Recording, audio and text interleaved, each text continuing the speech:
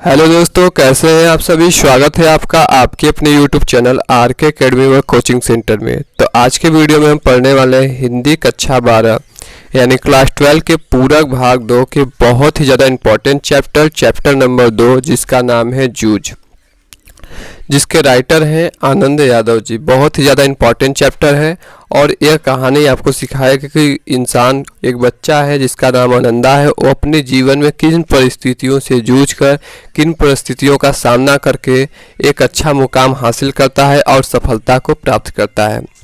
तो चलिए, बहुत ही ज़्यादा इंटरेस्टिंग वे में हम लोग पढ़ेंगे। इसका हम लाइन बाय लाइन एक्सप्लेनेशन न करके जो मेन इसका टॉपिक है, जो मेन में इसका हेडिंग है, उसको डिस्कस करेंगे जिससे आपको और अच्छे से समझ में आ जाए। बहुत ही ज़्यादा इम्पॉर्टेंट चैप्टर है और बहुत ही ज़्यादा इंटरेस्टिंग वे में हम पढ़ने वाले हैं। तो चलिए स्टार्ट करते हैं। तो हम लोग देखते हैं पाठ के बारे में, यानी पाठ कहना क्या चाहता है, पाठ का थीम क्या है। यह पाठ एक लड़के आनंदा के जीवन के संघर्ष से है, यानी जो लड़का है आनंदा, उसके बारे में। यही जो आनंदा लड़का है, इसी का मेन कैरेक्टर है, इसी से पूरी कहानी बनी हुई है। आनंदा का पढ़ने का बहुत मन है, आनंदा का पढ़ने में बहुत ज़्यादा रुचि है, वो पढ़ना चाहता है और आगे बढ़ना चाहता है, पर पारिवारिक दुविधा के कारण वह स्कूल नहीं जा पाता। पारिवारिक दुविधा का मतलब उसके परिवार वाले उसे पढ़ाना नहीं चाहते हैं, सोचते हैं खेती का काम कौन करेगा, खेतों में काम कौन करेगा, इस कारण उसे लोग पढ़ाना नहीं चाहते हैं। पर वह अपनी इच्छा की पूर्ति नहीं कर पाता है। इच्छा की पूर्ति का अर्थ है उसे अच्छा कपड़ा, अच्छा व्यवस्था भी नहीं मिल पाता है। बहुत ही ज़्यादा दुविधा में वो पड़ा रहता है। वो सोचता है कि इससे आगे कैसे बढ़ा जाए। इस कहानी के माध्यम से लेखक ने मार्मिक चेतना का वर्णन किया है। लेखक ने मार्मिक चेतना यानी उसकी जो विविधता है, उसकी जो दुख है, उसका जो संघर्ष है, उसके बारे में वर्णन किया है कि किस प्रकार से लड़का पढ़ने की कोशिश करते हुए भी नहीं पढ़ पाता, पर उसका जो इच्छा शक्ति है, इच्छा शक्ति के बदौलत वो पढ़ता है और अच्छा प्रदर्शन करता है और सफलता को प्राप्त होता है। तो चलिए स्टार्ट करते हैं अब लाइन बाय लाइन। तो दोस्तों, अब हम लोग देखते हैं आनंदा का परिवार, यानी आनंदा के परिवार के बारे में स्थिति क्या है। आनंदा के लोग कैसे हैं, आनंदा का परिवार कैसा है, उसके पिता कैसे हैं, माँ कैसी है। आनंदा के परिवार में उसके पिता, दादा और माँ रहती है। देखिए, पुराने समय की बात है, तो उस समय जो पिता है, पिता को क्या कहा जाता है, दादा कहा जाता। तो यहाँ पे जो दादा का अर्थ क्या होगा, पिता से लिया जाएगा। आनंदा को पढ़ने का बहुत मन था, पर अपने पिता से कह नहीं पाता था। देखिए, आनंदा का मन जो है पढ़ाई में बहुत ज़्यादा लगता था, उसे पढ़ाई बहुत अच्छी लगती थी, पर वो अपना पिता से डरता था। क्यों डरता था? क्योंकि उसके पिताजी जो है सही आदमी नहीं थे। क्योंकि उसके पिता बहुत गुस्सा करते और स्वभाव से क्रूर थे। यानी क्रूर का मतलब किसी भी चीज़ को नकारते थे, यानी उस कार्य को करने नहीं देते थे।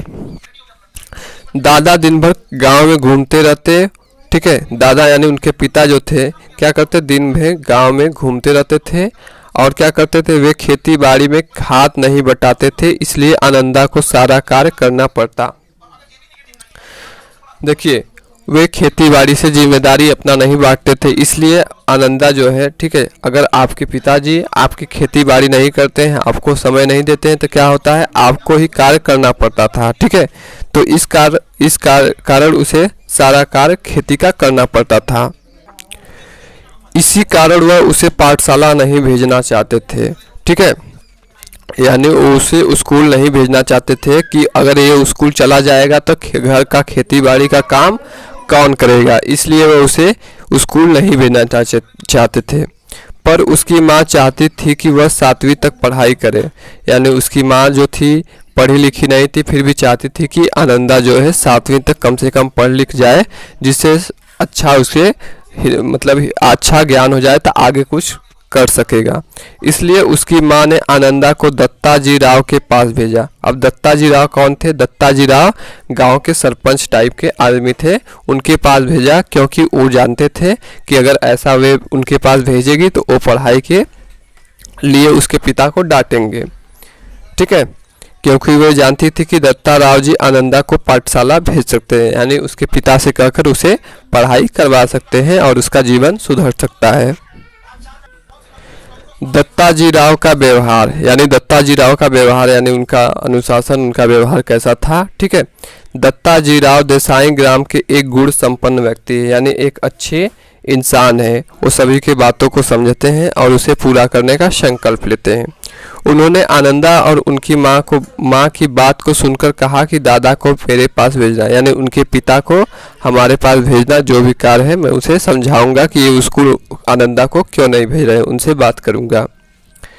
राव साहब चाहते थे आनंदा पढ़ लिख कर अच्छा आदमी बने, यानी जो दत्ताजी राव हैं वो चाहते थे कि आनंदा पढ़ने में होशियार लड़का है, ये पढ़ लिख कर एक अच्छा आदमी बने और अपना खूब नाम कमाए। इसलिए उन्होंने आनंदा के पिता को डराया धमकाया। डराया धमकाया का मतलब कि अपने बच्चों को स्कूल में भेजे और पढ़ने के लिए प्रोत्साहित करे। कहा कि उसे तुम पढ़ाओ और यदि तुम आनंदा को नहीं पढ़ा सकते तो मैं खुद ही पढ़ा दूंगा। और उन्होंने कहा कि अगर तुम्हारे पास शक्ति नहीं है, पैसे नहीं है, तो अगर तुम आनंदा को नहीं पढ़ा सकता तो तुम आनंदा को मेरे पास भेज दो और मैं ही उसे पढ़ा दूंगा। इस प्रकार दत्ताजी उत्तम कोटि का व्यवहार देखने को मिलता है। और इस प्रकार से जो दत्ताजी हैं वो उत्तम कोटि यानी बहुत अच्छे गुण वाले व्यक्ति हैं और जिन्होंने आनंदा को इतना प्रोत्साहित किया पढ़ने के लिए। आगे देखते हैं आनंदा को पाठशाला में खुशी, यानी जब वो आनंदा स्कूल में गया तो उसे किस प्रकार से खुशी मिली ये देखते हैं।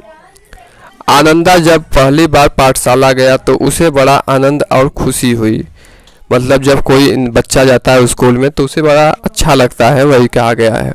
उसे 5वीं कक्षा में दोबारा बैठना पड़ा। वो 5वीं कक्षा में दोबारा क्यों बैठना पड़ा? क्योंकि वह पास नहीं हुआ था। आनंदा गरीब घर से था, इसलिए मटमैली धोती पहनकर गया था। देखिए उसके पिता ने उसकी जो पढ़ाई है उसे छुड़वा दिया था, जिसके कारण उसे 5वीं कक्षा में दोबारा बैठना पड़ा।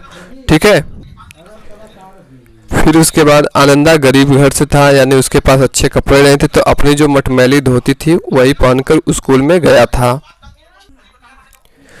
जिसके कारण चौहान नामक लड़के ने उसका मजाक उड़ाया। एक लड़का था जिसका चौहान का लड़का था, उसने उसका मजाक उड़ाया क्योंकि वो मटमैली धोती पहनकर गया था स्कूल में, पाठशाला में, जिससे वह दुखी हुआ कि अब वह पाठशाला नहीं जाएगा। जब किसी का मजाक उड़ाया जाता है स्कूलों में, पाठशाला में, तो सोचता है कि मैं पाठशाला अब नहीं जाऊंगा। आनंदा सोचता है कि मैं अब पाठशाला नहीं जाऊंगा। वह बहुत कठिन मुश्किलों का सामना करके आया था, इसलिए वह संकल्प लिया कि वह पाठशाला अवश्य जाएगा। पर जो गरीब परिस्थिति होती है, जो लोगों की भावनाएं होती हैं, ठीक है, तो इस कारण वह सोचा कि अगर मैं नहीं जाऊंगा पाठशाला तो फिर मुझे अपने जो दादा है, उसके जो पिता है, वो काम पर लगा देंगे। इसीलिए वह संकल्प लेता है कि मैं स्कूल जाऊंगा। वसंत पाटिल नाम का एक तेज तर्रार लड़का उसका मित्र बन गया। अब आनंदा का पढ़ने में मन लगता था तो वो भी तेज था, तब वो एक तेज तर्रार लड़का जिसका नाम था वसंत पाटिल, वो उसका मित्र बन गया, यानी दोनों लोग अच्छे मित्र बन गए। आनंदा वसंत को देखकर उसका भी पढ़ाई में मन लगने लगा। जब आनंद वसंता को देखता तो उसका भी और ज़्यादा पढ़ाई में फोकस होने लगा, उसका भी मन लगने लगा। अब वह अपनी किताबों पर अखबार चढ़ाने लगा जिससे सुंदर लगे, जिसके कारण वो अपने पुस्तकों को और ज़्यादा अच्छा बनाने के लिए किताबों पर अखबार को चढ़ाने लगा, जिससे हमारा किताब अच्छा और सुंदर दिखने लगे। इससे उससे क्लास में शाबाशी मिलने लगी और उसे पाठशाला में आनंद आने लगा। अब देखिए जब आनंदा और अच्छा कार्य करने लगा, पढ़ने में अच्छा हो गया, तो अपनी किताबों पर अखबार चढ़ाने लगा और उसके बाद उसे क्लास में शाबाशी मिलने लगी कि ये पढ़ने में बहुत ज़्यादा अच्छा है, और जिससे उसका मन और पढ़ने में लगने लगा और उसे आनंद आने लगा। आगे हम लोग देखते हैं सौंदल गेकर जी की मराठी। देखिए श्री सौंदल गेकर की मराठी के टीचर थे, यानी जो सौंदल गेकर थे वो मराठी बहुत ज़्यादा अच्छा पढ़ाते थे। वे मराठी कविता को बहुत अच्छे तरीके से गाकर पढ़ाते थे। जब कविता आती थी मराठी की तो उसे गा कर पढ़ाते थे, ठीक है, जिससे सुनने वाले मंदमुग्ध हो जाते, यानी सुनने वाले को भी अच्छा फील होता था। आनंदा को उनकी कविताएं इतनी अच्छी लगने लगी कि खेतों में काम करते हुए भी गुनगुनाता रहता, यानी उन कविताओं का गाते रहता, जिसके कारण कविता में रुचि बढ़ने लगे, यानी उसका इंटरेस्ट और ज़्यादा बढ़ने लगा। उसे कविता और ज़्यादा पसंद आने लगी, यानी कविता को और ज़्यादा अच्छे से समझ में आने लगी और उन्हें पढ़ने लगा, उन्हें और ज़्यादा अच्छा लगने लगा। सौंदरलगेकर जी भी अब विशेष रूप से उसे सिखाने लगे, यानी वो जो पढ़ाते थे अब उस पर विशेष यानी उस पर अच्छे से ध्यान देने लगे कि ये मराठी बहुत अच्छा पढ़ता है, लिखता है और बोलता है, तो और अच्छे से उस पर ध्यान देने लगे। अपने गुरु से प्रेरणा पाकर वह भी कविता की रचना करने लगा, यानी सौंदरलगेकर जी की बातों को लेकर वो भी अपनी नई नई कविता को बनाने लगा और सीखने लगा। और गुरु जी को दिखाकर जिससे उसकी कमी हो उसे दूर कर सके, और अपने गुरु जी को दिखाता और कहता कि इसमें जो भी कमी है उसे बताइए, जिससे हम उसे अच्छा कर सके, दूर कर सकते और अच्छा बना सके। और इस व्यवहार के कारण आनंदा गुरु जी का प्रिय शिष्य बन गया, और जब ऐसा बच्चे करते हैं तो गुरु जी को वो और ज़्यादा अच्छे लगने लगते हैं और उस पर वो ध्यान देने लगते हैं, उन्हें अच्छा बच्चा मानने लगते हैं। आगे देखते हैं आनंदा की कविता में रुचि। अब आनंदा को कविता में रुचि कैसे आने लगी, यानी उसका इंटरेस्ट कैसे और ज़्यादा बढ़ने लगा। आनंदा को कविता लिखने की बहुत रुचि रहती, जब उसके पास पेन पेंसिल न होती तो वह परेशान होता, यानी जब उसे कविता लिखना होता पर वो गरीब था तो उसके पास पेन पेंसिल नहीं होता था तो वो परेशान हो जाता था कि अब कैसे लिखा जाए। पर हिम्मत न हारता वह लकड़ी के छोटे टुकड़े से भैंस की पीठ पर रेखा खींचकर कविता को लिखता रहता। ठीक है, जो भैंस की पीठ है उस पर कंकड़ उंकड़ से लिखता रहता और कविता को बनाता रहता। यदि रविवार को कविता लिखता तो सोमवार को सबसे पहले अपनी कविता मास्टर को दिखाता, यानी रविवार को अगर कविता कोई लिख रहा तो अपने मास्टर जी यानी सौंदरलगेकर जी को दिखाता, जिससे कोई कमी हो उसमें सुधार किया जा सके।